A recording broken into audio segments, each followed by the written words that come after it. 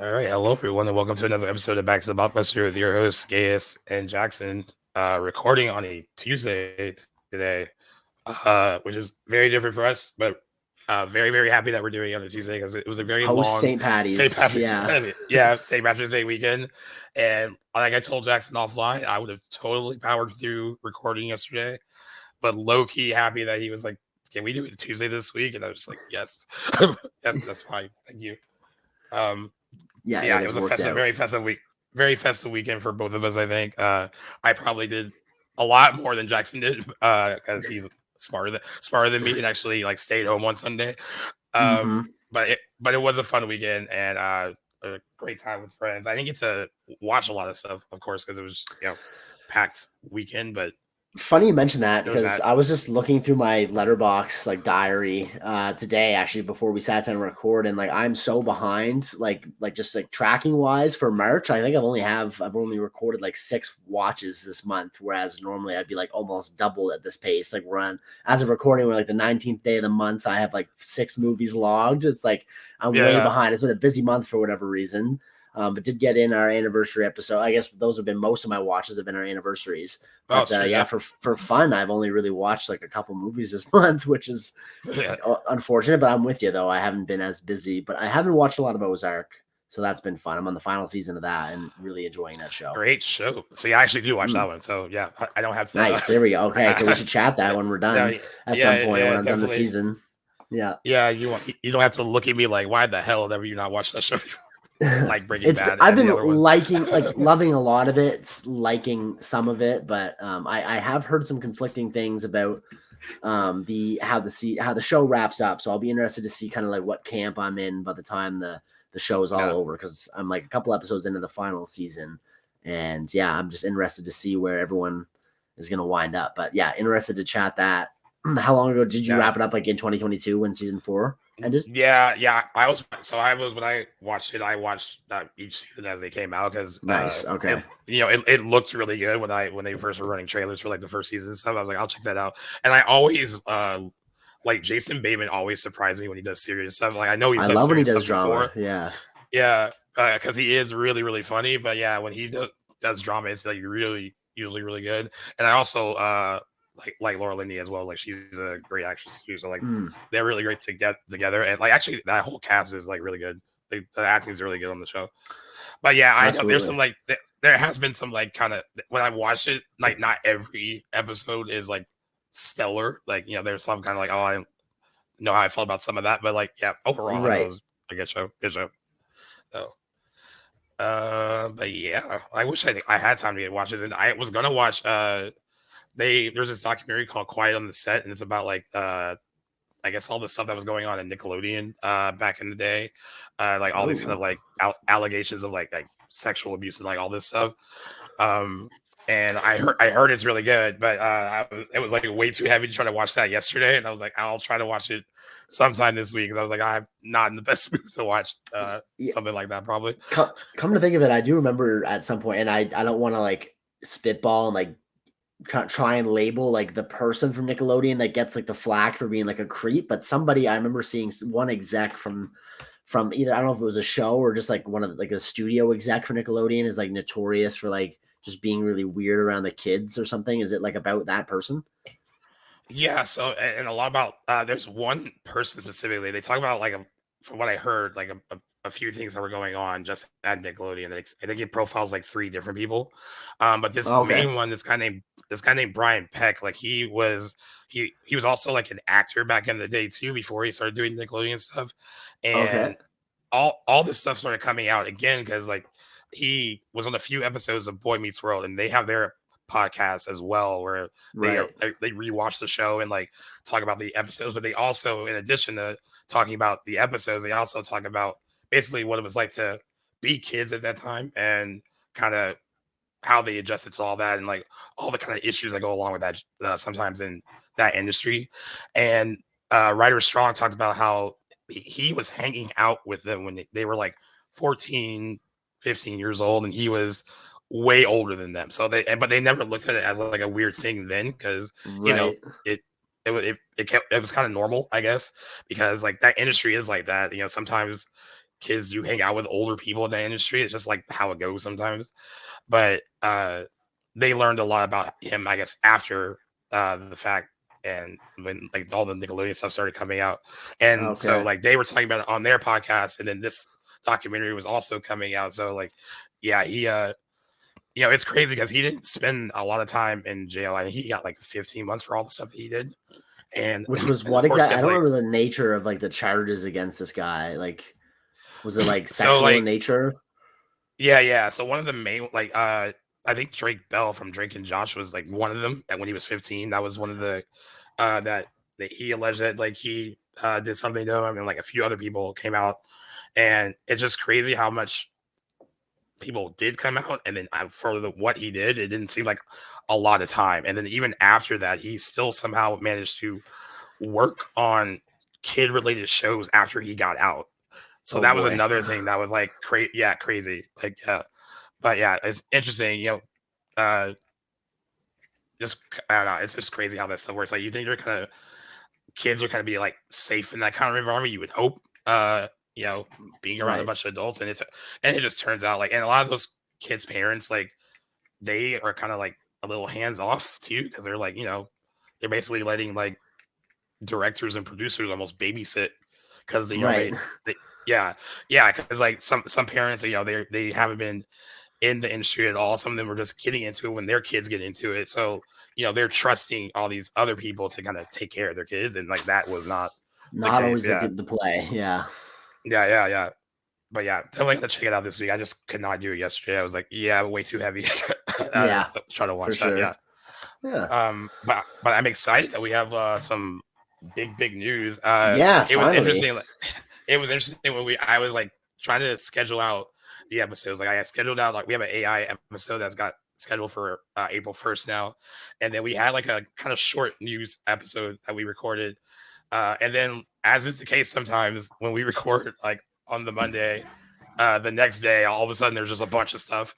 Um, so like I kind of scheduled that one out like over the weekend, so that episode came out over the weekend because I wanted to kind of have this one be like a really big like fresh news show because it is a lot Definitely. of stuff that we're covering. Some really exciting news, some of it not so exciting.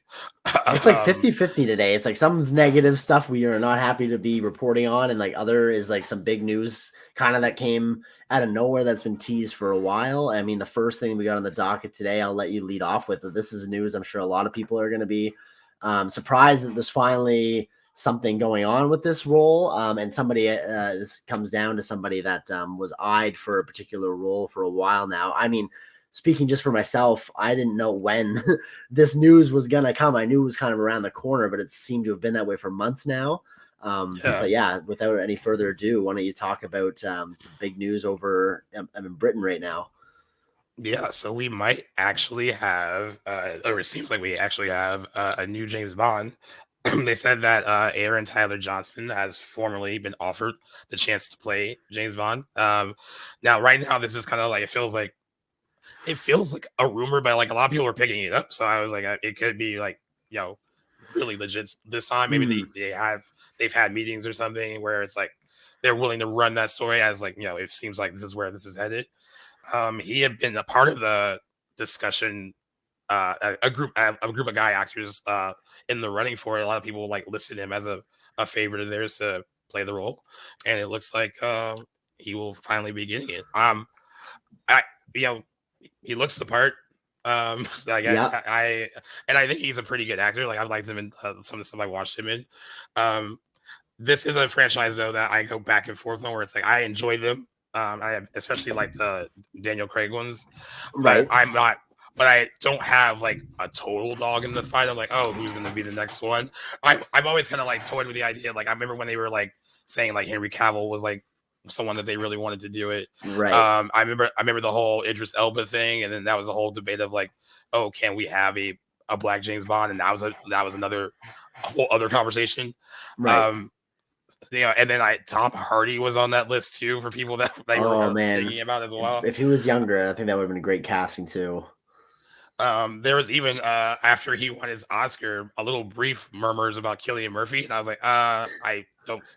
I don't see it. I saw that But too. Yeah, I mean, just probably a little old. I yeah, think like the direction they want to take Bond is more suited for someone like Aaron Taylor Johnson's age. I think he's great. I think this really, um, his whoever his agent or whoever wanted to put him in the Bullet Train movie from 2022, that was very much, I think, a showcase for him, like his yeah, pitch of becoming Bond, and that has now appeared to have paid off. I remember that was like up in the atmosphere when he took that role, yeah, and like I actually have just been seeing since this news is broken, just more shots of him from Bullet Train, just strutting around like in his suit, looking very, it's a kind of an espionage-esque role for him.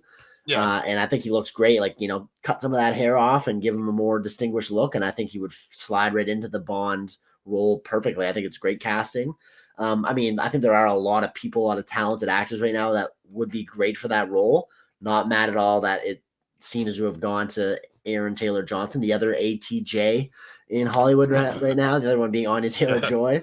I was thinking about that today. But yeah, I don't know how old he is all the time. I'm going to look it up right now. But I do you happen to actually have know? it right. Yeah, he's 33, so it's Oh, a perfect. good age. I mean, like, so That's yeah. he could do 4 or 5 of these. Oh, 100%. As Daniel Craig, it was so weird that he was in his 30s when he started it, and like, certainly a role that aged him, because it's a lot of, it's a lot of work. I know Daniel Craig got like hurt on one of them, or maybe it's like more than one of I them, think he but got hurt like progressively on each yeah, film. yeah, Yeah, the last one took a yeah. toll for sure. So like Aaron Tyler Johnson's age is perfect, as like, he's young enough where he can stick around for a few movies, and they don't have to worry about getting anyone else anytime soon. So it's, Right. age wise, it's great. I agree with the whole Bullet Train thing. That probably was like his like unofficial audition. It feels like Yeah. for the part. Um, and also he's a good actor, so I think it's good. They said that he could be signing on the dotted line this week, so uh, probably this will become like an official news story soon. So that's, yeah, Yeah. it's crazy. Like all that time, they didn't want to rush looking for one either. I remember, I think Barbara Broccoli, who's in charge of like all the Bond stuff, was very like adamant that they did not want to, especially after No Time to Die. We're not going to rush finding one. We need to let that one breathe, and we can take a little time to like, kind of regroup. And Right. that was smart, instead of like, rushing into it. I was looking on like Twitter X to see how people felt about Aaron Tyler Johnson getting the role, and it seems like most people are pretty On down with board. it. So Yeah. yeah, Nice. yeah, Well, looks like in the near future, I'm sure we will be reporting on some new Bond developments once they kind of get that ball rolling, and we'll probably see, news about a script being made and a director attached, and then cast getting rounded out over the next probably couple of years. So that's exciting to look forward to. I honestly I love the Bond or the Daniel Craig Bonds. I honestly still haven't seen No yeah, Time to Die just haven't got around to it yet. But his first four, for better or for worse, 1 and 3 are fantastic. Two's okay, and I like yeah, Spectre yeah, for what it's worth, but I kind of, as much as like, I think a new direction would be good for that series. Like we did Daniel Craig's Bond very much was up to date, modern interpretation of the character. I would like yeah, to see something different with Aaron Taylor Johnson's, turn at the table, but yeah, I guess time will tell kind of what direction they're taking the series in and how bold and new yeah. they can make it. But I don't know. We shall Overall see. excited news And, though. Yeah. yeah, it's interesting too. I just looked too. Yeah, Daniel Craig was in his 30s when he signed on for the role. He's 56 now, so Aaron Taylor Johnson will be in that position, which is crazy to think, maybe that be out of that role in his 50s most likely. Yeah. Which is ridiculous. I mean, like we talked about this before, when like I know how you feel sometimes when certain people get signed on to like these kind of franchises, and it's like, it dominates most of their kind of Right. their output into the industry, Yes. and you're like, hey, I wish they weren't like tied down to this big IP, so they could actually make kind of like smaller indies or some dramas or something else that's not just the IP. Yeah. Um, so I mean, but I mean, he's doing Craven the Hunter as well. So I mean, he's probably probably Uh, happy to like he's probably happy yeah. to be involved in Bond. I'm not sure if he's personally seen Madam Web, or if he's like worried about what the final cut of Craven the Hunter will be like Something tells me when that's that a comes one out. picture deal. I can't imagine like just where the Sony universe is going. I don't see longevity there, and I don't have any I don't feel any differently with the Kraven the Hunter. I have a feeling that that'll just be a one and done role. It won't take up too much of his time, but definitely we'll be seeing most of his career in the next decade plus dedicated to these Bond movies, which, hey, if they're made well, if they're good, solid stories, then I will take them where we can get them. And Daniel Craig was able to seek out a couple movies during his Bond run, so maybe the same will be said for. I would like to, like, maybe not so much time in between his outings as Bond. Like, if they want to pump out 4 or 5 movies with a couple of years in between each, that would be kind of neat and not take up as much of his career. But again, we no idea really where they're going to go. I guess that conversation could start now that they have their Bond. Yeah, but definitely. Some franchises that are kind of been grinded to a halt. I don't know if this news broke today as of recording or if it had been out earlier, but we did get news that a few different Marvel stories have now been concluded.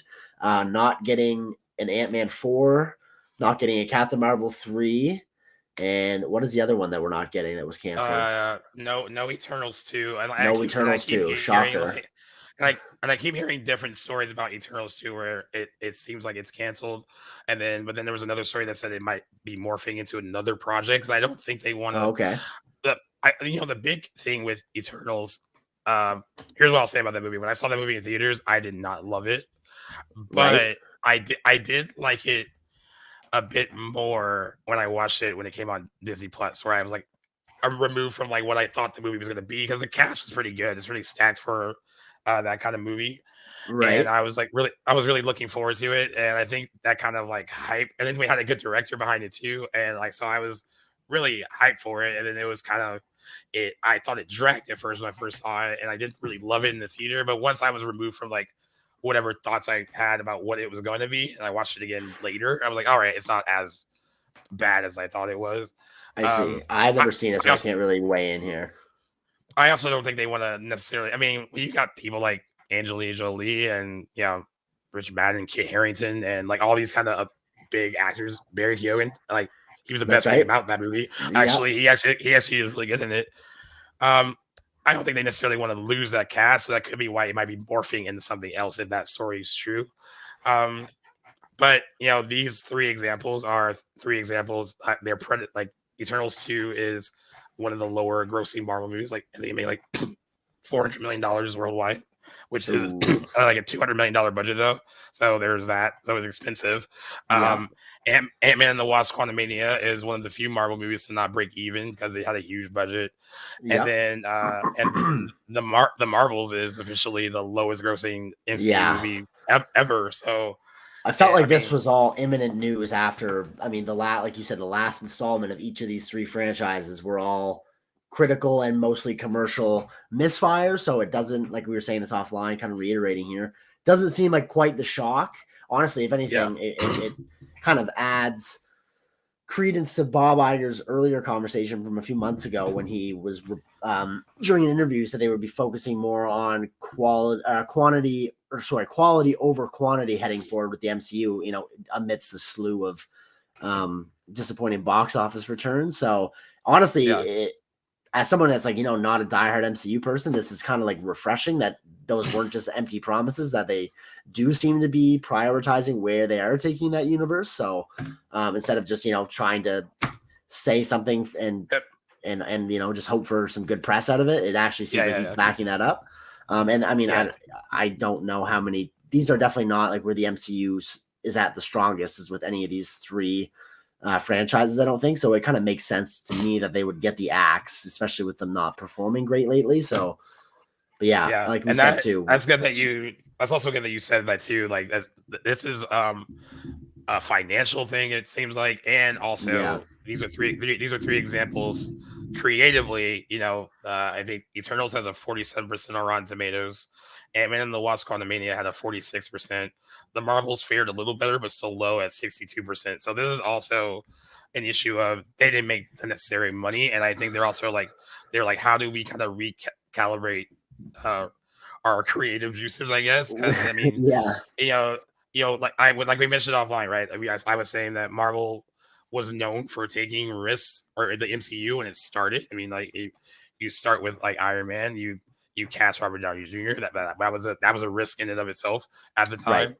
time. And then like since they didn't have the rights to some of their bigger characters yet, like X-Men was still with Fox, Fantastic Four was still with Fox. They weren't sharing Spider-Man with Sony yet, so they went with Iron Man and Thor, and these weren't like really big mainstream heroes as far as like you know like casual moviegoers wouldn't necessarily know everything about them. So it was they took a risk on that and they were successful with it. So it is Right. interesting that now they are kind of reversing that, and now they don't want to take as many risks. Right. Which Well, to me now, just to piggyback off that, to me, with the performance of these last three movies in those three respective franchises, I don't think it would be risk taking at this point. I think it would just be bad investment. Like clearly, audiences didn't respond to the Marvels or Ant-Man 3 or Eternals.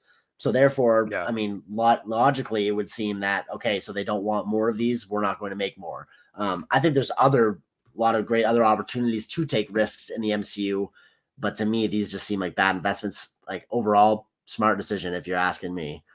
yeah, and I think like each one of these movies has like individual problems that I think worked against it. Like with That too. starting with the Marvels, I remember those trailers. It felt like if you didn't watch like the Ms. Marvel show, or maybe even if you didn't watch WandaVision, where one of the other characters from that in that movie came from that show, so you had to watch WandaVision and Ms. It's like Marvel. homework at that You point. know, Yeah. yeah. So and then I remember a lot of people said after they saw the Marvels, like I saw it, I didn't think it was bad, but it definitely was like it felt like a very early MCU movie rather than like uh, a progression of what they've been Yeah. doing. But it really did in a lot of ways feel like a Disney Plus show that was stretched out into like an hour and a half. So it was Yeah. so there was that. I mean, Eternals I think had pacing issues and all that. It's really long, It's but there yeah. is and another big problem with that is there's so many characters in that movie that you're introducing in that film, and they don't all get the proper amount of like screen time to like really get to know them. So you're plopping down a whole team and want your audience to like get to know all these people in this one film, and that makes Right. that hard too. And then with Ant-Man and the Wasp and Quantumania, I think what people were confused by was using Kang the Conqueror as like the main villain in that movie because Ant-Man's Yeah. not really like a big superhero. So they were like, oh, they're introducing like Marvel's big bad in that movie, and then like it didn't really work out the way they wanted to, and it didn't work out Right. the way they wanted to in a lot of ways for different reasons. Um, but yeah, like so, yeah, those three projects had really certain things that worked against them. Now I don't know what they're gonna do with some of the post credit stuff that they I'm introduced in these movies because like Harry Styles got introduced in the post credit scene in Eternals. I don't know what they're gonna do with that. So there's like a lot of stuff I that think they don't know what they're gonna do with a lot of things right now. Like we were just saying yeah. offline, that creative storyboard in the MCU room right now must be a disaster. I mean, obviously they're probably more ahead than it looks like right now, but this is at least what I would view as a step in the right direction. I think the biggest lesson that they need to learn though going forward is in their next movies if they can control and make a modest budgeted movie. It's not throwing Yeah. 200 and 250 million dollars at these gambles or risks and end up having them, not perform, not make their budget back at the box office. That's really where it's going to mean the most, I think, going forward Yeah. for the MCU. So time will tell. I don't even know. I genuinely don't know what their next project. I guess there's Deadpool 3 in July, but after that, I don't know what Yeah. their And next I movie think is. next year, I think it'd be the next year. I think it's God, the Thunderbolts one, which also keeps getting delayed. Right, I heard something about that recently, but I didn't even know if that was um, their next scheduled one.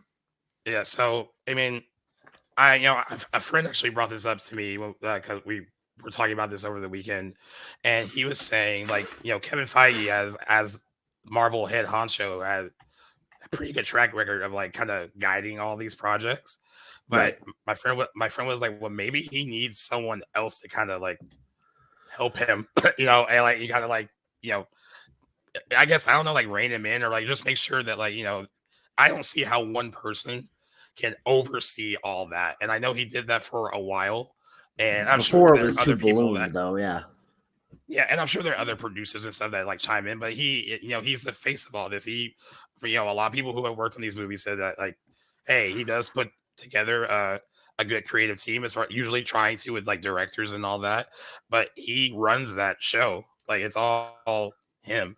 And Right. maybe this is a case of like biting off a little bit more than you can chew now because E- you know you have the TV shows and you have all these movies. So I know maybe he does need a little like assistance to kind of like I completely agree. Whoever brought that up is definitely on the ball. I think we've seen signs of that for a while now, and it's kind of been yeah, ignored. And granted, you can have a couple slip ups. It doesn't mean that it's completely time to scrap what's going on and put someone else new in the driver's seat. But I think we've had enough slip ups and downright failures now that it is. I think some help and some guidance, some creative alliance would go a long way for them. So you're right. I mean, yeah, one person can't do all this for as long as he's been doing it and just get away with it and come out completely unscathed on the other side. Like at some point, things are gonna just have to change. Nothing can last yeah, forever. No cinematic universe. So we never even. This is unprecedented times, really, for the movie industry. So who even yeah. knows what's going to happen? But something needs to change. Absolutely, I agree.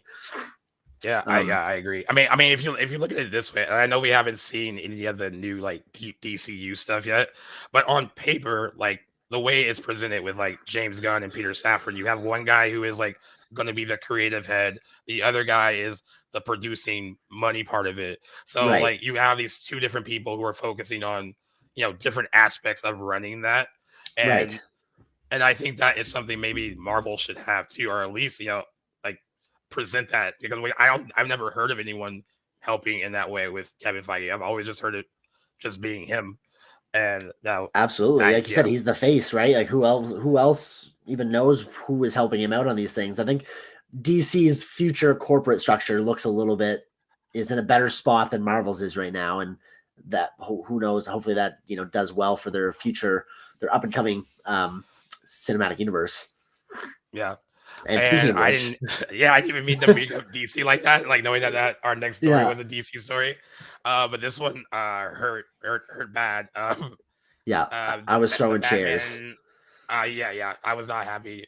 The Batman Part Two is delayed until 2026, which is so crazy. It was going to come out October 3rd, 2025, and now it's going to come out October 2nd, 2026.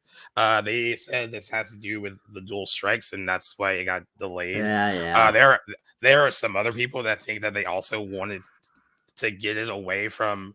They wanted like the new Superman movie that's coming out in 2025 to kind of have some space to itself and not have these, another DC movie eventually like competing with it. But the release dates weren't that close together. Okay. Yeah, I don't But I really but buy but that, but yeah. But I hope it's not some other like creative problem. I mean, the strikes thing makes sense. I mean, because they did have to stop writing and all that stuff, but that is a hefty delay because when did the Batman come out? That was in March 2020 2022. 2022. So this Yeah. will be So, close to 4 years after. right. Yeah. And I Wait, am know I we're going doing to my sound math like, wrong here? yeah, Yeah, a no, little it'll bit. be closer to Yeah. 5 years. It'll be 4 years Yeah. and Yeah. 9 months. Yeah. Holy Yeah. shit. And I know we're going to sound like total hypocrites because we're always like, hey, like, don't rush these things. Make sure it's good. Well, this was a little different. I don't know. It felt like I was, that's a long wait. But yeah, it definitely wasn't too thrilled. I mean, like, do you completely buy that the strikes were the only reason that caused the delay?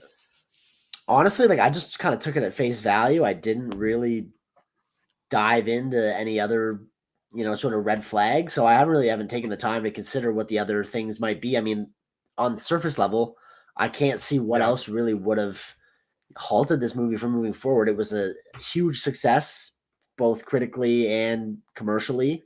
It's already been out Yeah. for 2 years right now. I would assume this movie is in its middle stage of production right now. But then again, you know what? Thinking about it now, we haven't really had any significant casting announcements regarding this Yeah. movie. Right. So that would be it's something you'd think 2 years after a movie like at the level of the Batman would kind of be pushed into production at this point, and we'd have Yeah. some filming maybe we'd like to see. But you're right, that hasn't happened yet before we even got this big delay. So maybe there is something else going on, but I literally can't imagine what it was. There's so much appetite for this Matt Reeves Batman universe. I Yeah. don't know why that is not DC's like priority right now. Maybe it has something to do with the the new corporate execs over at Oh yeah, DC right now, and they want to prioritize the new cinematic universe. That would be something I yeah, would not be happy to hear about if that is the case. Because I mean, I think you should stick with your movies that have that cred right now, which Matt Reeves' Batman does. Like that movie was phenomenal, right. and this for like James Gunn's cinematic universe has not been tested yet. We don't know how it's going to be received. I get that you'd want to cradle that and make sure that audiences Yeah, are ready for that and give it everything that it needs to be successful. But you have a winning formula right now with the Batman, so I hope that that's not the case. But yeah. regardless, very shitty news. Was not Did happy to not see love it. that. No. And like, just in case people don't know, like I think you kind of alluded to it, like the Batman is not a part of James Gunn's DC universe, but he is still. I mean, because it is a DC project as the creative kind of like CEO with Peter Safran, he's still like involved with its release and all that, but Right. it's not a part of his DC universe. There is another Batman movie that is a part of his DC universe. That's Batman: Brave and the Bold. That he will also be working on eventually. So, I mean, I I agree with you. I hope it wasn't to prioritize, the Mm, proper DCU. But I guess there was like signs that there could be a delay because I remember when Jeffrey Wright was doing all these interviews during the Oscar season, and they were yep. asking him about the sequel, and he said that he hadn't had seen the script yet. So I was like, Uh, that should have been hit number one. I guess that that it was a red wasn't flag. quite Yeah, ready. definitely. Yeah, Yeah. Very but sorry to anybody who is hearing this news from us for the first time because that is definitely I know. disappointing. But Oh, yep, agreed. yeah, October Um, 2026, we can hopefully expect the Batman 2, or unless they change the yeah, name of it. yep. Yeah. And also on the same day as that news, that was like a really bonkers news day. Um, Scream fans, and man, I know that we have some Scream fans that listen, and I'm just going to be completely honest. The Scream fans, not all of them, because I'm one, and I'm not like this, but they are a toxic bunch. I mean, it's like it's this was news that should have been like, as a fan, you should be like excited for, and like some people really were. Yeah. That Neve Campbell is coming back as Sidney Prescott in What were Scream people giving Seven. her shit? The reason that they're giving her shit because they feel like she should have like supported Melissa Barrera and Oh, not okay. come back. Well, I didn't see Because the backlash about this, so this is news to me. and to that, I just have to say, if you guys are gonna think of it that way, then you probably would never watch any movie released by any studio because every single production company studio has stepped in shit before. So I mean, I'm not saying it was right that they fired her. Like we both talked about how we thought like Right. it was completely unwarranted to fire her. But also, I mean, I think someone I forgot who posted it, but someone was like, "Hey, I can still support Marissa Barrera, but also be happy that Nev Campbell's going to get her bag for this one and actually get the money. Yeah. She probably got the money that she wanted Right. for this one." Uh, Kevin Williamson is also directing, and that was another news that came out in the Yeah. day. That's exciting. Like for everyone that may not know, he of course created the franchise and it was still heavily involved as a producer on the last two. And he really loved what the radio sounds guys did with Scream V and VI because he felt like it was it's respectful to the franchise, respectful to Wes Craven. So he's been involved in the franchise even when he has stopped writing them. Um, my only concern with him directing it is I think he only has like one feature film credit as a director, In and the 90s, right? The late night. It's a movie Yeah. called Teaching Mrs. Tingle, also turning 25, but we won't make you go sit through that one. It it's not like it's like a awful movie. It has like Helen Mirren's in it, and she's great.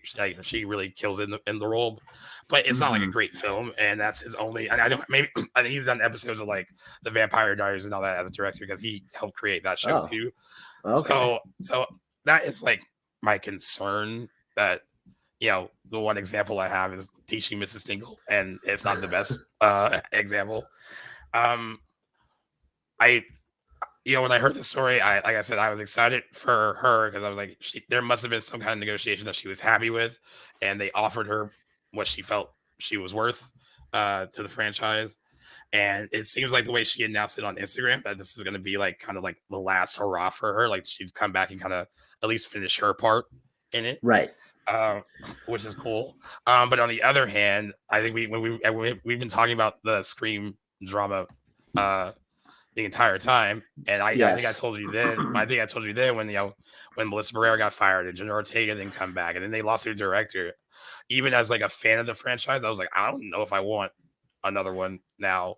If it's Right. gonna be like, if it's gonna be all like tainted like that. But I mean, I'm excited for her, but I want to be more excited as a fan that she's coming back, Right. and you know, I how do you I'm feel about it? happy that she's made the decision to come back because clearly she's okay with it. On paper, though, like just looking at it objectively, like not considering the earlier movies, I'm just thinking like, does Neve Campbell not feel like kind of disrespected? Like it's only now that Melissa Barrera and Jenna Ortega are not coming back that now they seem that she's worth this They double money. back, yeah, At what point yeah, is it like the reason I'm not saying yeah she's selling out is because she's been a huge part of this franchise. Maybe she does yeah, just want to come back and wrap everything up and put a nice bow on it before she bows out instead of kind of yeah, just leaving unceremoniously, not being present in the sixth one.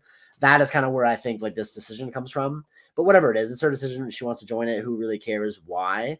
But just looking at it that way, I'm like, damn, girl, you are worth more than that. Honestly, like you've been yeah. the one of the Face of it, other than face Ghostface. of this series, one of the Yeah, final girls of all time. And yeah, honestly, I don't know. I just think she's worth that. But I us being completionists, I would want if I were such a big part of a franchise like that, I would also want a say in how it gets concluded too. And I can't really see an eighth happening after all this drama. I feel like this will really be yeah, the last one. So maybe that yeah, is a big part of why she accepted the role. But interesting to see where it goes from here. I'm cautiously optimistic about Kevin Williamson being in the director's chair too, only because teaching Mrs. Tingle aside, this is really like this series is his bread and butter. I feel like he can make a competent yeah, Scream movie. He created it, and yeah. it's been a long time That's since true. that. Like you said, 25 years since that mishap. So hopefully he's learned a lot and will bring something to this series. So very much Yeah, excited though for both of them being involved. This is what I would really want to see to justify a seventh movie after the fiasco of the last yeah. couple months with this series. And by the way, too, like I think it probably won't be too long. I know that I think Courtney Cox is probably going to come back too. And I probably want to wait to announce like what returns are going to happen. You know, for like down the line or whatever. And Courtney Cox has always been down to come back, so I mean that's cool. And they seem like they enjoy making the movies together. Hayden Panettiere is another one that could be coming back too, because she Nice. survived the last movie, and she's a fan favorite from Scream 4 as well. So I think there will be other announcements that will probably, hopefully, drown out this whole like should she have taken the part, because I know like the way you said it too, because I was someone was talking to me, they were like, oh, they like backed up the Brinks truck for her and like gave her what she wanted, and then one of my other friends was like, well, they could afford to back up the Brinks truck because they got rid of two actresses, so like I'm, that's why there was money in the I'm budget to give her, I guess. I'm smiling. I've never heard that expression before, backing up the Brinks truck, but that's fucking hilarious. That's awesome. Yeah. I knew exactly what you meant when you said it, and I've never heard it before. That's great.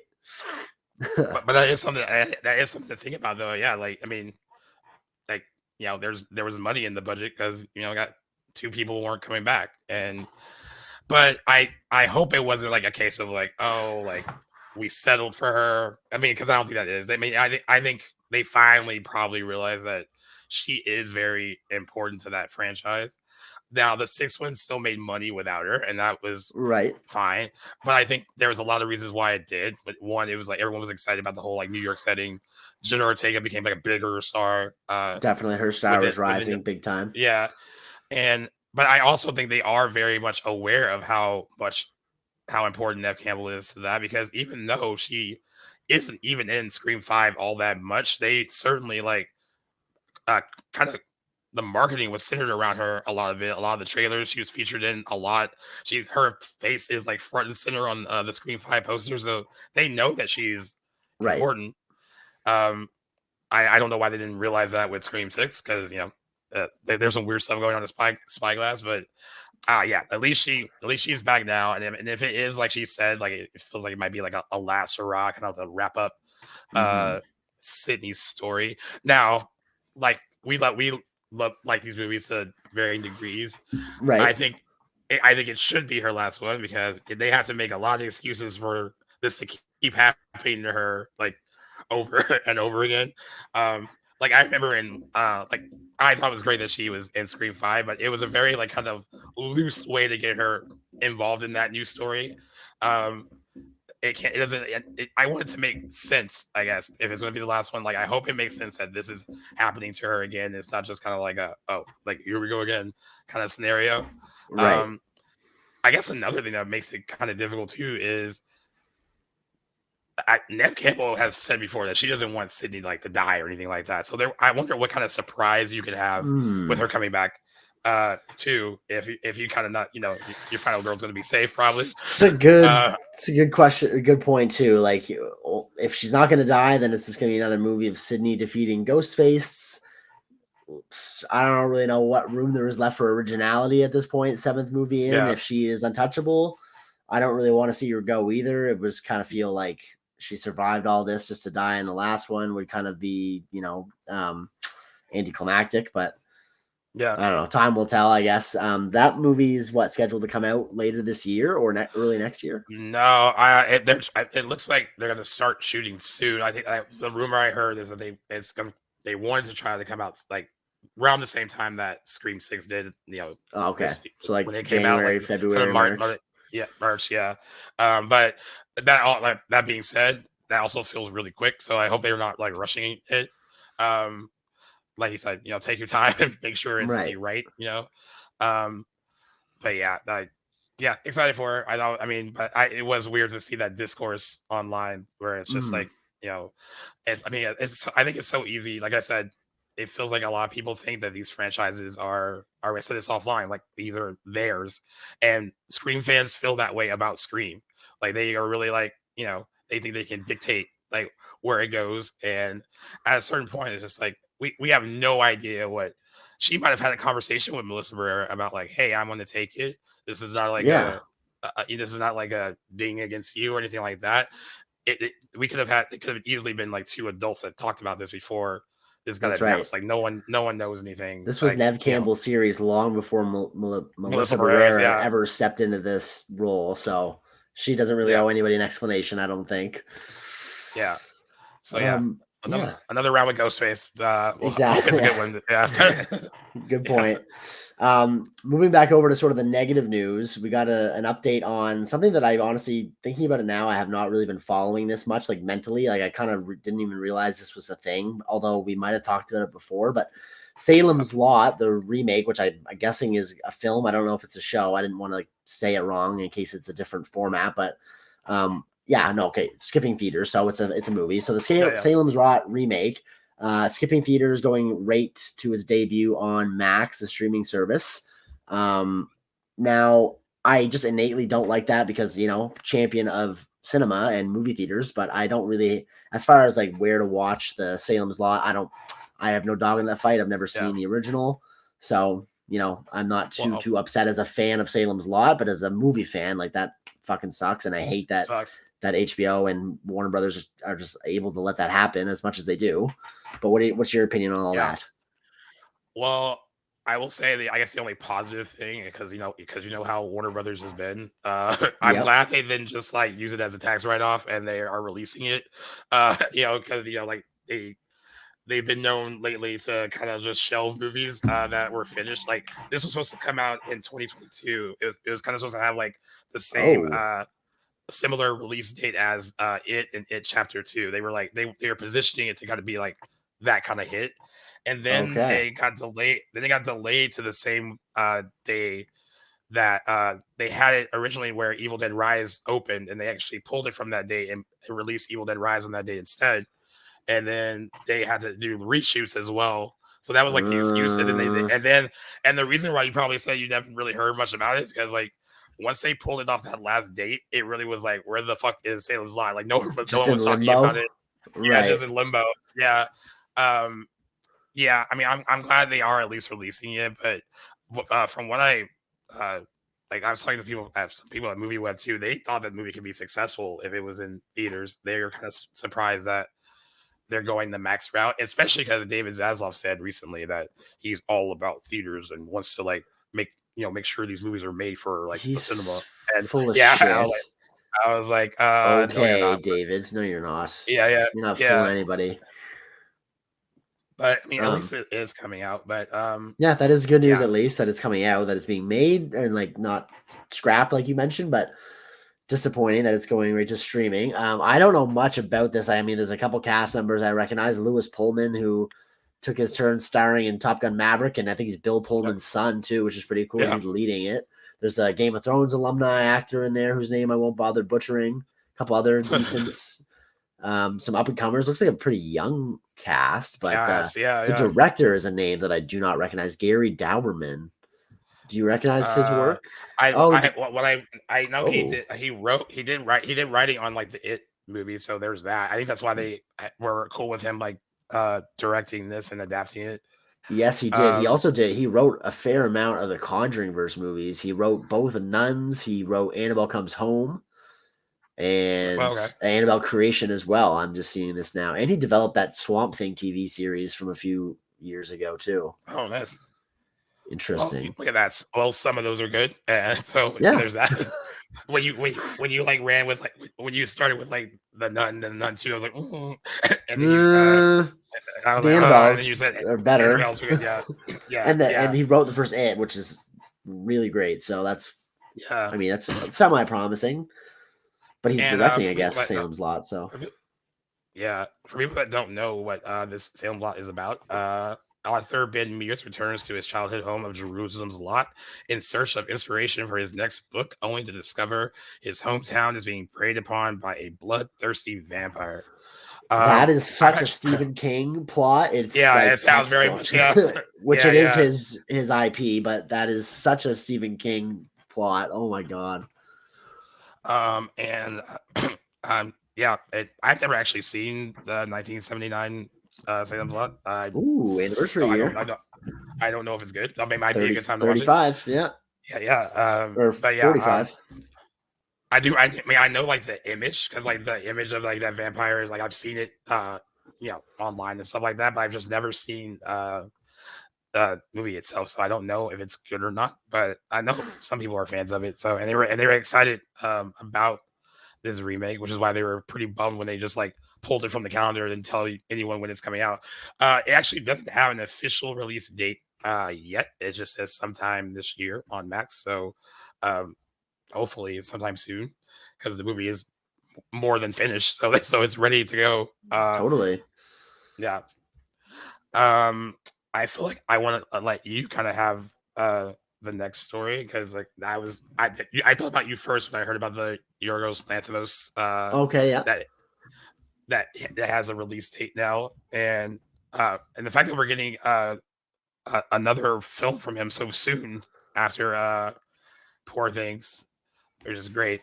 Super great. Yeah, that Kinds of Kindness, Yorgos Lanthimos' next movie. I believe it was shot while Poor Things was in post production, so that hence why it's coming out so soon after, which is awesome. That guy Yorgos is clearly a workhorse.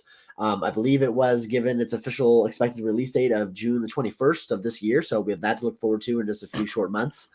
Plot at this point is still kept under wraps, but like a lot of his movies, it is according to IMDb anyway, it's a comedy drama, which a lot of his movies, for those that have seen his works, even if they're kind of a genre mashup, they have dark humor in them. Weird. Yeah, it'll be fucking whack. It looks like he used a few of his collaborators from Poor Things. Emma Stone and Willem Dafoe are both also in Kinds of Kindness, and he's got some other regulars. Looks like he's working with Jesse Plemons is in this movie, Margaret Qualley, Hunter Schafer, who's a rising star right now, Hong Chow, who I was really surprised and excited to see is in this movie. Love her.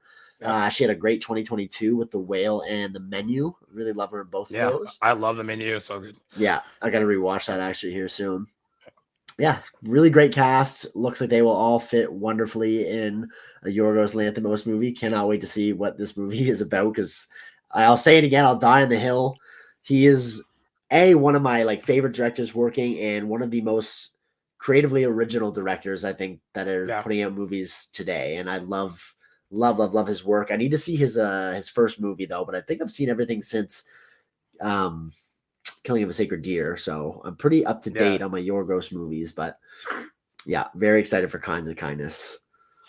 And like I know we don't have this like on our docket to talk about, but I'm just gonna mention it briefly because Yeah, Emma Stone is like on a roll because like she is gonna be in this. She's also in Ari Aster's next project with Pedro Pascal, like Joaquin Phoenix, another A24 film. So they're still yep. happy with him, even though Bo was afraid to like make all the money. That was a But gift to Ari Aster yeah, for yeah, sure. I yeah. don't think they really cared how it did.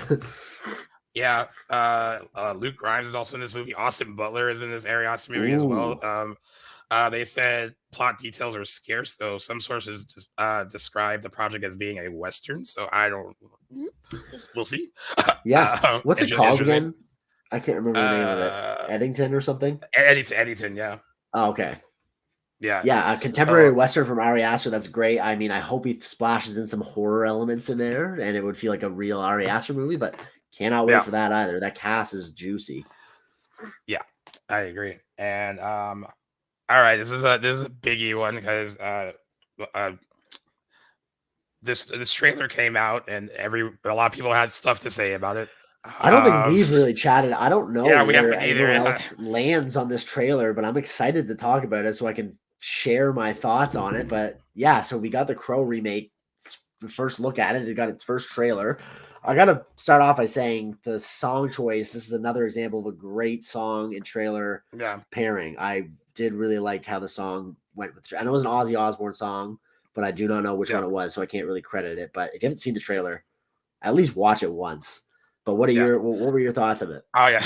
All right. So I mean we talked about it before. I love The Crow, the Right. original, and and I try to like be like as optimistic as I can when it comes to like remakes like this because like they tried to make sequels to The Crow and there was like even a short-lived TV show back in the day and it's just something that they've never been able to get right again like after that first Right. movie and I think a lot of people know like at one point like just Momoa was attached to a Crow project and then there was even like screen test footage of him like in character and then that fell apart and then it became this project where that Bill Skarsgård is leading and I don't think it looks bad. There are a lot of people that thought it looks not good. Um, I've seen but my I that. guess my it doesn't really seem like it has the feel of the original movie. Like the original movie is just so dark, and this one didn't. I didn't get that vibe really. In fact, it in a lot of ways it looked like The Crow by way of John Wick. That was like the visual style I got from it, Yeah. and, Some of the and gunplay, I agree. yeah, yeah. Um, like I said, I mean, I try to be like, okay, I can't really judge it until you see like the finished product, but I wasn't like in love with it, but I don't think it looks like a dumpster fire like some people seem to think it does. But Right. what do you think? Okay, so here's where my opinion doesn't really hold as much weight as yours as a super fan of the first one. I have seen the original The Crow once. It was last year, maybe in 2022.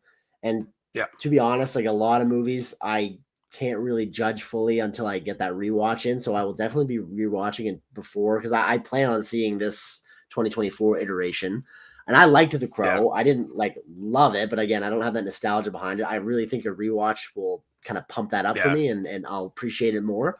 So I'm excited. I think I really won't bother comparing what I think about them until I see both, until I rewatch the first and then yeah, see this.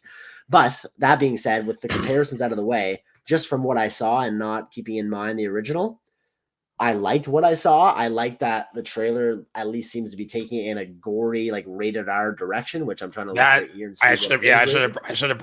I should have brought that up too. I think I that was something that I was impressed with that they kind of seem like they're going all in on that Yeah, at least. I So really like that. There's some big yeah, moments of violence and gore to back it up in the trailer that I thought was really great. I think Bill Skarsgård it's fantastic casting as Eric Draven. Like couldn't have yeah, pictured somebody better. His I can appreciate that they're kind of taking a slightly different approach in like his look of the character. Like I don't know if I fully dig his haircut, but like the makeup and everything, like he looks kind of like what I would think a 2024 version of the Crow would look like. Um, yeah. But yeah, I think just like the really where this movie like kind of gets me is like in the plot. I just really like what this movie's all about, and it's a great like revenge love story.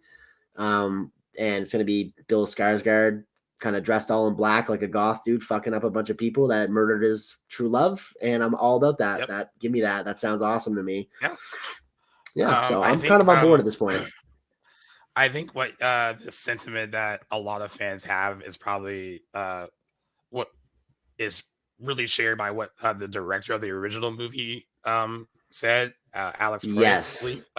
He filmed, of course, he did the 1994 version with Brandon Lee, and he said his reservations stem not from some sense of proprietorship, but from fidelity to the original film star Brandon Lee, who died when a gun malfunction during production. He says, "I really don't get any joy from seeing negativity about any fellow filmmaker's work, and I'm certain that the cast and crew really had all good intentions, as we all do on any film. So it pains me to say any more on this topic, but I think the fans' response speaks volumes. The Crow is not just a movie. Brandon Lee died making it, and it was finished as a testament to his lost brilliance and tragic loss. It's his legacy, and that's how it should remain." So, um, I mean, I understand. I mean, hey, he directed the movie, and this thing happened. A really tragic thing happened on the set of that movie, so I understand the kind of like the sentimentality behind him feeling that way about it being mm, Brandon Lee's legacy. I think a lot of fans feel that way too, because it's such a tragic story, but it also, I think I've mentioned it to you before, why the movie I think sticks with me so much is there's all these like kind of themes of like life and death running through the Crow, and then you have this like real life tragic thing that happened to the lead in that, and it's hard right, not to like think about that when you're watching it. And I think that is something that has lacked, at least on the one or two follow-ups I've seen, is that connection is missing, and that is honestly a personal thing to the viewer who's watching it. I mean, that some people just think of it that way. So I understand why he said what he said, but I mean, it's also an IP that isn't fully Brandon Lee's. I mean, it's based on a graphic novel that predates true. Brandon Lee. That's right. So they're so they can totally make another one if they wanted to, because it's not necessarily his, but I also get what he's trying to say. How do you feel about the his comments about that? I like.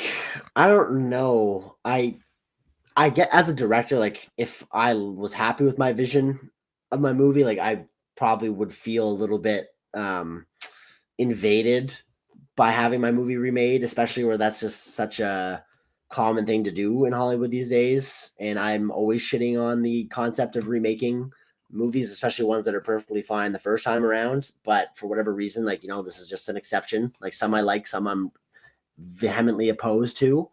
I don't really know that like that the Crow is somehow untouchable just because Brandon Lee died while it was filming. Like I don't really agree with that. I think how it comes across to me anyway is that Alex Proyas is just kind of gatekeeping it and doesn't want it to be remade and is kind of like sprinkling like Brandon Lee's tragic death on top of it as like a justification. And I don't blame him for Yeah, doing it. I'm not saying he's wrong for doing it, but that's just how it comes across to me. I don't think that there's anything like you said. That isn't even the first iteration of this character, like the movie. It's a yeah, comic that predates that 1994 movie, so it's not really theirs just because they made it first and they don't want to see it remade, or at least from the director's standpoint. So I right, mean, yeah, if maybe this was a few years ago and it wasn't as commonplace as it is now, maybe I'd stick up a little bit more for it. But I'm on board. I like what I see, but then again, like that is without yeah, like an absolute love for the original movie. So take that do with that what you will. Doesn't really right, mean much, but regardless, I'll be excited to watch The Crow again. If anything, it's going to give me a reason to revisit that film, which I'm excited to do. right. And then I think it has I'm all an about it. anniversary too this year as well, so it Which has a honestly we big should anniversary. cover before this comes out. Honestly, that's Comes just out. kind of doing our work Yeah, for us. So yeah, yeah, pretty much. I always thought that it was so, which made it all the more tragic that um when Brandon Lee was shot on set, it was the last scene that he had to really do that involved any kind of like gunplay at all. It's just like, and this in the moment in which it happened is like that, it's the him coming home and seeing what they're like doing to his fiance, whatever, girlfriend, or yeah, and and then he gets shot, and that was when that happened. I mean, of course, they didn't use that in like the film, but that was the scene Right. that they were shooting, and he kind of had like a reputation for kind of being a prankster and joking around. So like when he got hit and then didn't get up, a lot of people thought he was messing around, and Mm. then of course it turned out not to be that. And I forget the actor's name, but the actor who fired the guy, who it's not his fault, it was like you know, all that stuff should have been handled by, as we know Yep. now with the whole Rust thing, like by the armor or whatever, all the prop people who were supposed to be checking all this stuff. But Yep. he held a lot of guilt for years after No doubt, right? that happened. Yeah, I think he left Hollywood for like a bit. I think he passed away a few years ago, but like he really didn't want to be in that industry anymore after that because he felt so bad, even though it Mm. wasn't his fault at all. But Right. yeah, I always that whole I mean, it's hard not to think about it. Like, and I think that probably has shaped my view of that movie though, and what maybe why I look at it in a bigger like higher regard than maybe like someone like you because you're just Right. uh the experiences are just different. But yeah, man, I think that like just bringing back to the trailer, just one thing I'll say, I think Bill Skarsgård looks good. The complaints that some people had about that first image that came out of him, like as a character, I thought he looked fine. I didn't think it looked bad. I know there were Mm. some Yeah, I think it looks comparisons to fine. like Jared. Someone made comparisons to like Jared Leto's Joker and Suicide Squad. They thought he looked too much like that, and I was like, nah. Okay. I think the image looks fine. I think I also why I'm trusting it a bit more is like Bill Skarsgård is a good actor, so I want so hopefully having him lead it will be good. I At think least so. there's I think it's kind of great that. casting. I trust the movie with it in his hands. Yep. Yeah. But overall, I I'm glad I'm not hopping on like the hate train though, because that it was one person I follow on X was like, I should have known not to come on this platform today when this trailer came Yeah. out because everyone was just like ripping it apart. But Yeah. and honestly, some of them that were ripping it apart were using the Brandon Lee angle as an excuse to rip it apart, and that's another Right. reason I don't think you should use that as your angle to just assume it's going to be horrible. Right. That makes no sense. Yeah. I get being, Uh, gatekeeping it because an attachment to Brandon Lee, that kind of makes sense that there are people in that camp, but ultimately, I don't think that is what would, take precedent over the movie being remade. yeah. Yeah. This before we get to box office, this other story that we going to share with you, just because we've shared it when it first happened, and Mm. we just want to keep updating you A new update our, in the Jonathan Majors saga for those that our maybe, I think this only came out today, so today. yeah, Um, pretty it new. says Jonathan Majors is sued by ex-girlfriend Grace Jabari for defamation, assault, and battery. Uh, fallout. It says fallout from a New York jury's conviction of Jonathan Majors for misdemeanor reckless assault and harassment has erupted in a lawsuit against him. She filed on Tuesday, so today, and she brings claims for battery not just from the 2023 incident, which was where this trial was, but this is another date in 2021. So Ooh. that predates that. And she also accuses him of subjecting her to a pattern of pervasive domestic abuse that began in 2021 and extended through 2023, detailing several instances of alleged physical violence. The defamation part comes in because I don't know who convinced him to do an interview with Good Morning America after, you know, the whole verdict came out, but he did. And it didn't do him any favors. He just looks like what I gather now, and it sucks to like we were talking about this before. Like this is like the craziest case of like how the mighty have fallen, where it was like this guy's going places, and then they're like Yeah. no he's not. Yeah. Uh, um, but what Just I've not gathered good from like places. what I've gathered from him recently, comes off as like a total narcissist, and that is what that interview kind of uh displayed The to me. picture that it painted. Yeah. But she's using the defamation claim from that interview because he says he, basically called her a liar, so that he never put his hands on her, and that is a part of her defamation claim that she publicly said these things in an interview on TV. So I I don't know. I mean, it was something that we wanted to update you on because I was like, don't I just don't see a road where this kind of goes away eventually and he can get back into his career a bit. I don't I don't really see that see happening either. like Maybe if he had more of a career beforehand, but he was at this point still like a rising star, and star seems to have been snuffed out at this point. It would be different if he had, 15 or 20 years of career underneath him at this point. He could have a redemption down the yeah road, but I think that he's just kind of gone with the, gone with the time. He's yeah not coming back. I don't think. I'm yeah with you.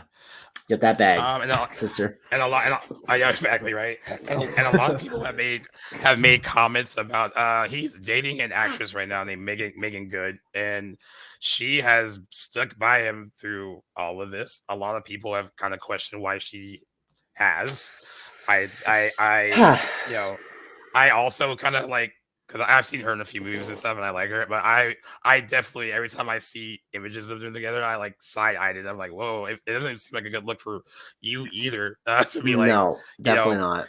to be his ride or die right now. Like I don't know. It's like you. This kind of felt like this kind of relationship that he had with his ex. It really felt like it was both of them. Maybe they were both very volatile with each other. Um, and yeah, but like I don't know how you can be like a a woman and see all that stuff, and then also be like cool with like dating him right now. I don't know. Just feels like a really weird move on her part. But she is All sticking by her man. yeah, I think it's odd too. All I'm hoping is that this is kind of the last we will be covering Jonathan Majors for a while. Yeah, Personally, I'm getting sick of these developments. Like, at least now that the trial's over, I had no problem covering it while it was still ongoing. But like yeah, now, it's like the jury's out. We know who he is, what he's been convicted of. We know we're not going to be covering him in any casting news anytime soon. So at this point, like, goodness, like, when is it gonna end? I yeah. don't feel bad for him anymore now that we I don't. know. So fuck him. Yeah, exactly. And I think and both of us in the beginning when we first covered it, we were like, hey, like, this turns out not to be true. Like this was one of those things where we weren't judging it like Oh on yeah, 100%. the surface. It Like was like anybody. like two sides to every story. But of course, now the more that you hear, it's just like I think we were like, okay, we can form an opinion now. And Definitely. I agree with you too. I hope this is the last that we have to talk about it. Um and because I mean, it's a little too TMZ, but I mean, like, but it was something that we covered before, and I was like, when I saw the story, I was just like, wow, the hits just keep on coming for him. Mm, So, uh, and and at this point, it's like there, the universe kind of makes things happen for a reason sometimes, and I kind of think this is happening to him a lot because the universe is like, yeah, you fucked up. So yeah. that's my Paying personal for opinion on past that. Now, sins. Yeah. yeah, exactly. Um, All right. We got box office that we need to yes, I was wondering if you had our numbers from last. I have our numbers for our predictions, but I did not look at the box office for Arthur the King and uh how it did. well, it didn't do great. It, it opened in third place. It made $7.6 million. Oh boy. Um it's another miss for old Marky Mark. Yikes. Definitely felt like a paycheck movie from Yeah. Mark Wahlberg. So yeah. Hopefully a good one, What Mark. I kind of forgot. Did I say 12 for this one? You said 12 and I went 10. Oh, you win again. Uh, you're you're much better at this lately than I am. Um, Oh, there's I lots really of thought years, lots I of really weekends thought left. I thought that dog ankle was gonna put butts in the seats, man. I thought they were gonna That's not a so people were bad gonna see it. not a bad guess. But yeah, thank you. Not exactly proud of it, but Yeah. oh well. We got a Uh, somewhat of a bigger movie to predict this weekend. Again, like, this is one we talked about offline. I have not seen any of the previous installments for this series, so I really do not care. I won't be seeing this one, but I do expect that it'll bring in certainly much more than 7 million. But this weekend, it's Ghostbusters: Frozen Empire, which I think is the second movie of the current running like trajectory that yeah, this series is on, of the modern sequels. yeah. Um, The how did blending of Afterlife do? the blending of the Yeah, new cast with the nostalgia of like the original right. cast. Legacy sequels, I suppose. Yeah. I'm trying to pull that up right now. Actually, I think I have it for you. It didn't do poorly. It did well. I think that the thing about it was it worked out. I think it helped that you know Jason Reitman directed it, so there's that whole connection with his dad having directing Right. the original movie. Um, it also heavily played on the nostalgia. I mean, it was. I think they did a decent job of blending the new characters with the old, but it really was a like, hey, remember Mm, this cool thing from back in the day? We brought it back, and everyone's back. And that's how it kind of felt. yeah. And this one, Feels that just way from from the the trailer. trailers, yeah, this one from the trailer seems like they are doubling down on nostalgia, and uh, yeah, it seems like the original cast maybe has like a lot more to do in this one too. This is like a complete blending of you know, Paul Rudd was in the last one, and you have all these like new people, and bringing back Bill Murray and then Aykroyd and all these Mm, other people that were in the original movie. Um, I mentioned this to Jackson offline, and I think I've said it on the show before, but I can't remember. Like I said, I feel like I am betraying my generation by saying I don't love Ghostbusters from 1984. And I know like this is another franchise that people ride or die for, but I've never been like just overly excited about them. So that's why I almost forgot this was coming out this weekend. Uh, but to be fair, Ghostbusters Afterlife, it had a domestic opening weekend of $44 million, ended up making 129.3 million domestic and 204.3 million worldwide. Um, it came out in 2021, so we were still recovering from like the whole right. COVID pandemic thing. So I mean, that's a decent hole for like that time. Oh, for sure. Um, I this one's tracking around the same area too, like 45, Okay. 50 million. Um, and it's crazy too. Like this franchise is not that huge internationally. Like it only made seventy Oh, four really? point nine million dollars overseas Afterlife. So it's not a huge like the way that some of these That's other interesting. IPs I would are. have thought this would. I mean, once I heard those numbers from Afterlife, I'm could kind of clue in that clearly this wasn't a global sensation of a movie, but I Yeah, would have yeah, thought this would definitely have legs overseas because I just seems like it would have that sort of appeal. So interesting to me that it doesn't. So you yeah, say it's tracking what in between 45 and 50? Frozen yeah. Empire is, yeah. Yeah, I don't really know. I have no like I don't have my You know, finger on the pulse for what the appetite for this franchise is. I really do not know where to go here. Um, yeah, but I'm thinking low end. I don't know. Like I'd probably just go right at the low and go with like 45. yep. Probably be my final guess. What do you think? I was about to swipe that one. You beat me to it. Oh, I will. we can match. You know what? This is the first time I feel like it's not gonna open that much higher than Afterlife. I feel like the audience that wants to see it kind of is the same as Right. saw Afterlife in 2021. So I know this isn't as fun for everyone listening, but I'm gonna match 45 because I really do think it's gonna All right. land like right there. Nice. So no competition this week. I guess we'll just both see how we fare this time next week. Yeah, But yeah, I'm just kind of with you. I mean, maybe we'll both be wrong and we will be under the total. So time will tell.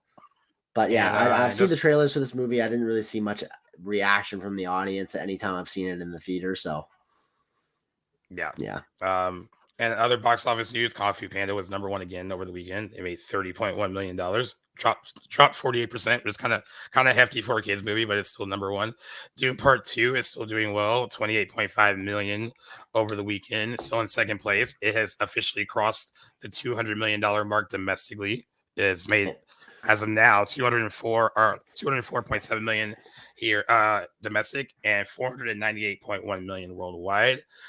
I There are some trades that still think there's gas in the tank to get this to a billion. I don't know if it I is. I wouldn't guess at Uh this point. I mean, maybe, but I'm not thinking. I did think that before it debuted. I don't think so yeah. anymore. Regardless, it's in for a great box office haul. I did hear though, but I can't remember what site, but I did see news that it had crossed the 500 million mark internationally. Yeah, yeah. So I So mean that's good. I maybe mean it's since doing those well numbers, enough. but yeah, for sure, that's It's great. doing well enough to It make still's sure you got get that gas. Doom Messiah.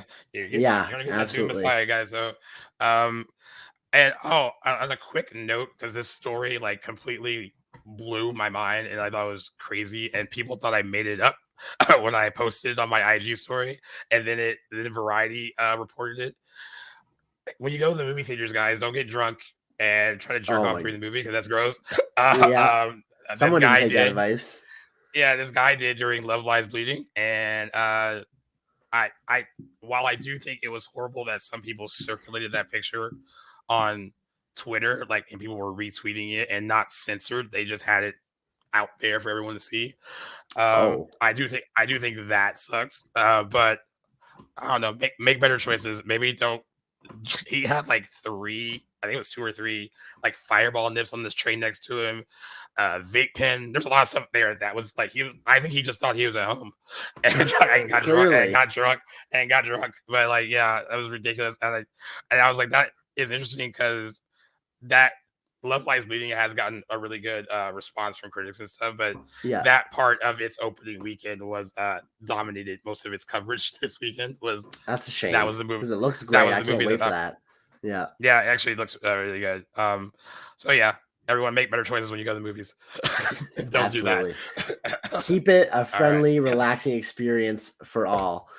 Yeah, And yes, exactly. I think without further ado, that is all the news that we had from the last week or so. It was a busy news week, and we are now headed into our anniversary episode of Zack Snyder's Dawn of the Dead. Very excited to get into that. So this wraps up episode 159. We're on the tail end, back half of the 100s now, getting closer to 200 than we are to 100.